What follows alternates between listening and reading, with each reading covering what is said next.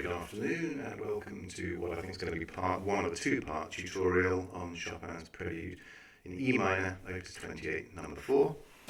As ever, recommend downloading the study score, which I'll put a link to underneath, which has marked in all the specific things we're going to talk about in this tutorial. This piece is rated as grade 5 according to the MTB, so you might be choosing this piece for an MTB exam, or using that as a reason for judging it to be the correct standard for an own choice piece for an ABRSM performance exam. So it's a very well-known piece, very sad piece. It's nicknamed Beside a Grave by Alfred Cortot.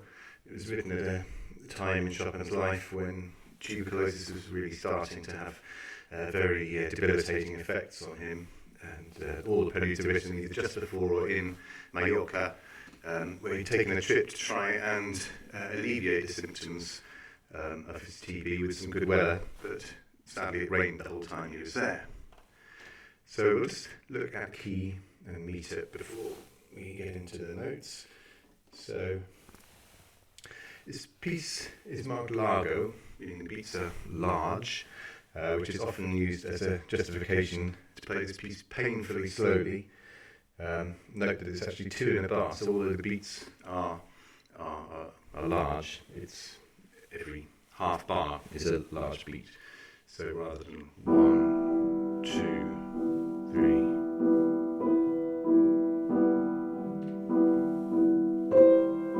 1, 2, 3, 4.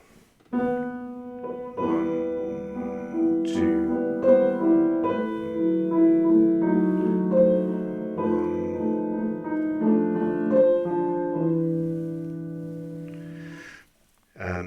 As with all Chopin, the melody is a singer's melody, so if you play it too slowly, you'll murder your singer by making them run out of breath. You've got to pick a speed at which it flows nicely as a sung melodic line. Some timestamp chapters, so if you're totally confident of harmony, you can skip the next section, which is just going to be some preliminary work about the key, and then get straight into learning the notes. So the piece is in E minor, so I'm going to draw out an E scale on the keyboard here. Here's E's. Let's fill in the notes in between.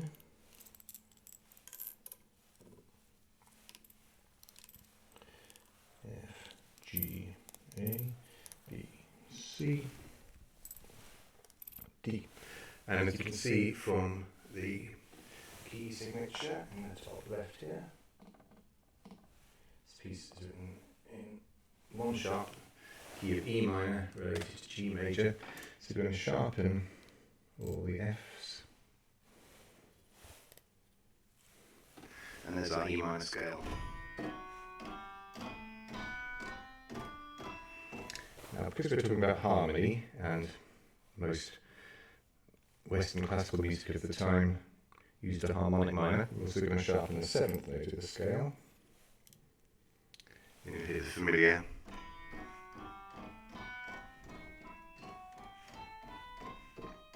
sound of harmonic minor.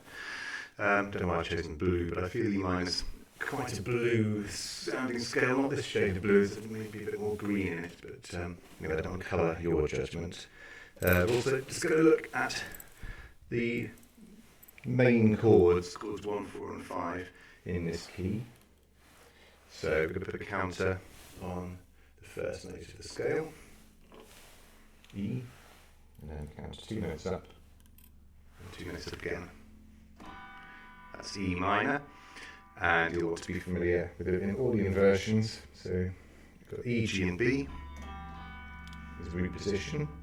If we move the E to the top, so the G is at the bottom. That gives us the first inversion, and there's one more inversion, second inversion with the B at the bottom. So be inclined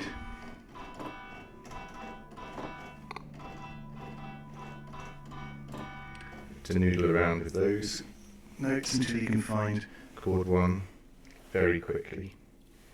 We're also going to look at chord 4, so I'll put a counter on the 4th note of the scale, which is A, and then on the notes 2 notes above that and 2 notes above it again.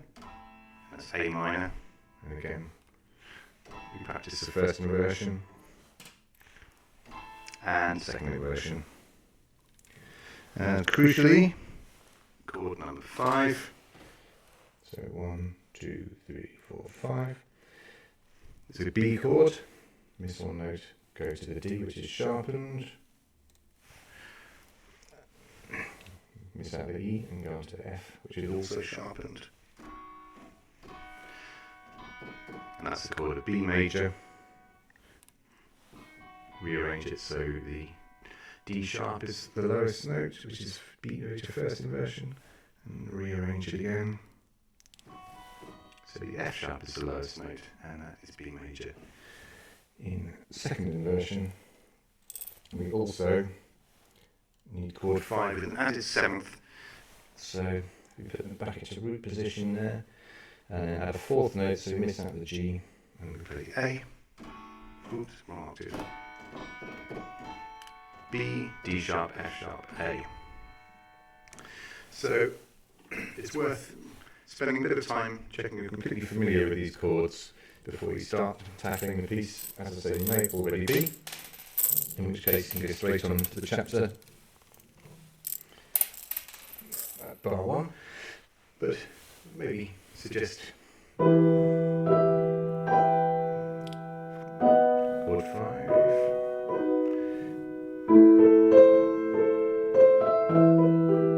Just do a little bit of improvisation using those basic chords.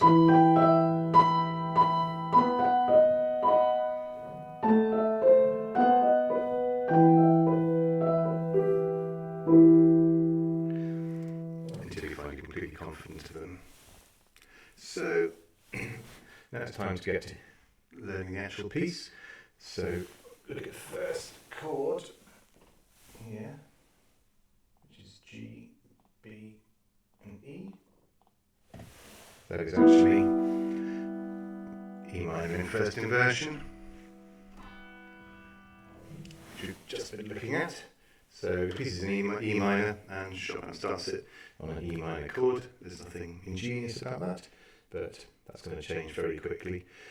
So, marked on the score are certain notes in certain colours, because one of the main patterns is the movement of semitones in this piece.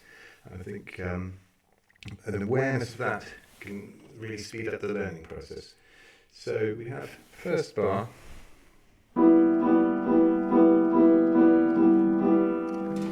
8 repeats of this E minor chord, and then if we zoom in here, actually 2 notes move at first. The lower one down semitone.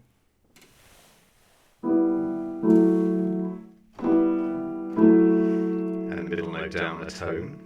But after this, it's going to be pretty much entirely semitone movements throughout the whole of this first section. So I've marked it on the scores in red if it's the lower note that moves down a semitone, orange if it's the middle note, and yellow if it's the top voice. So we'll just follow that through.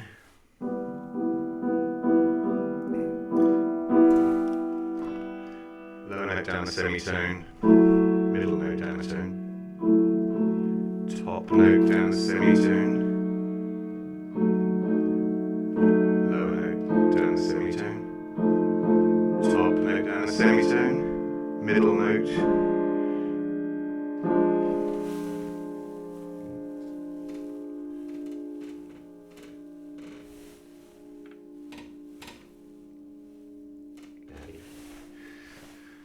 lower note, middle note, top note again, middle note, lower note again, middle note coming up, top note, middle note, lower note, middle note, lower 2 notes go up a semitone,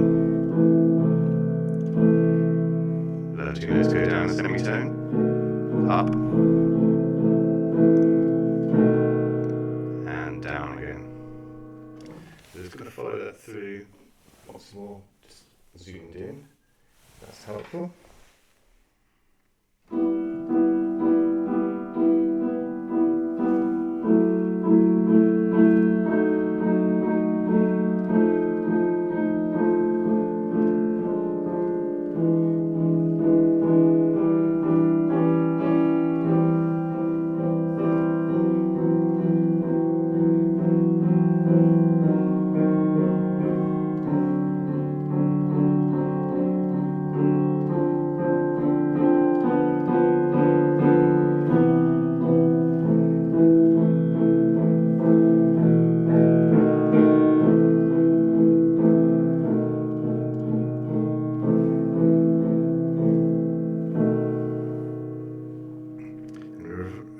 Here on the B7th chord that we studied at the beginning, just doesn't have the F sharp. We'll see the reason for that in just a second. So once you understand that semitone movement, the piece becomes what is a very complicated chromatic harmony. It's actually quite simple to play. So if you listen out for the effect of those semitones every time, they're very, very powerful.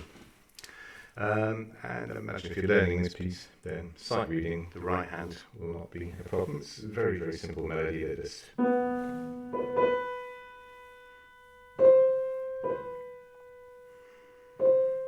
ingeniously simple, really.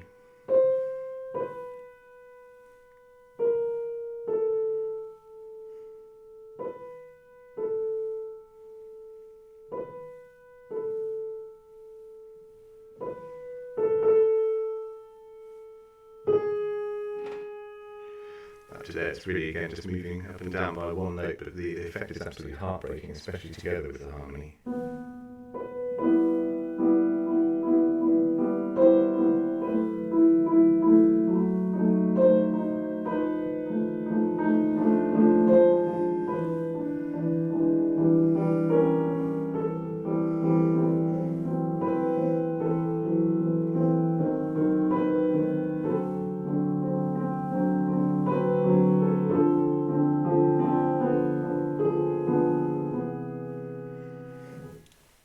It's all really in one phrase, so you've got to play it as if it's sort of superhuman singer is singing in one breath from bar 1 to bar 9. So around this bar, it might become more appropriate to think of it as more straightforward harmonies. So at this point, it's sort of 6 to 1.5 to the others, whereas you find it easier to follow the semitone pattern or think of them as chords. We've got A minor first inversion there. The B is a suspension, which yearns to resolve down onto the A. And then got the B7th again with the suspension. A minor, B7th, A minor, B7th. When incorporating the right hand, it maybe becomes more useful to think of these as actual harmonies.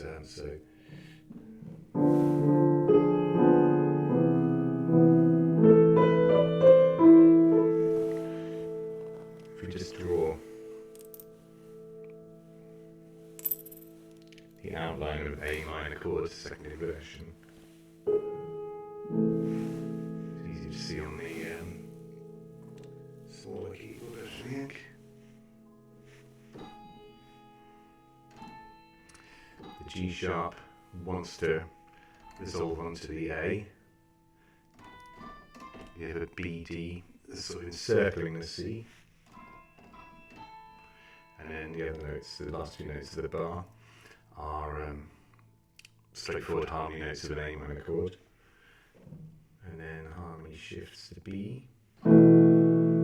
Suspension I mentioned earlier, we're missing the F sharp, but now you can see why it's in the right hand melody.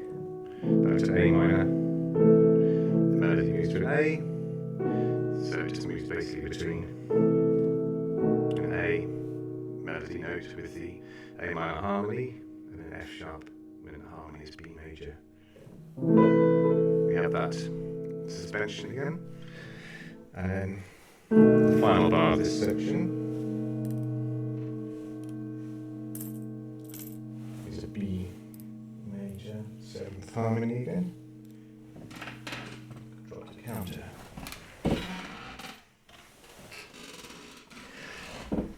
So here's an outline of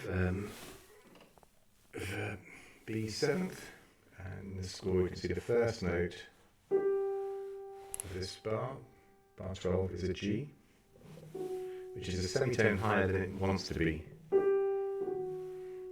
to fit the B chord. Then we have a C, which again is a semitone higher than it wants to be. And the next two notes, D sharp, F sharp, they fit with the harmony. And we have a really double dissonance here, a D natural, which is yearning again to fall down to the B, but it has to do it via another dissonance.